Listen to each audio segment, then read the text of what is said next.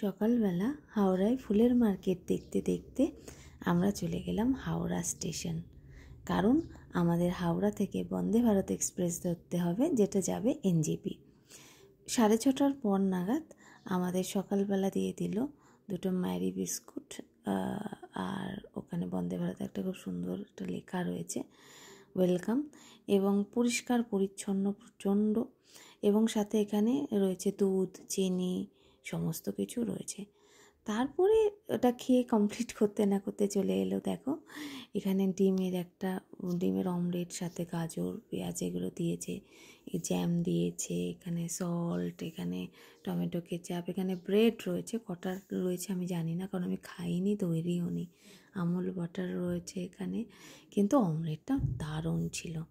অমলেটটা 2 piece রয়েছে, অমলেটটা দারুণ ছিল, জাস্ট কিছু বলার নেই।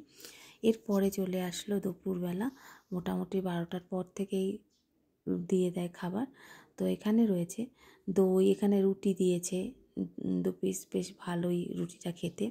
জিরা রাইস ছিল, এখানে আমাদের দিয়েছে ডাল, চিকেন, তারপরে এখানে তরকারিটা যে করেছে এত সুন্দর হয়েছে তরকারিটা খেতে, জাস্ট দারুণ। খাওয়া দাওয়া নিয়ে কোনো কথাই হবে না, দারুণ হয়েছে এই তরকারিটা, সত্যিই খুব সুন্দর খেতে হয়েছে। তারপর এত কিছু খাওয়ার পরে আমরা বন্দে ভারতকে বাই বাই করে চলে গেলাম এনজেপি। আমরা এবার দার্জিলিংয়ের জন্য রওনা হব।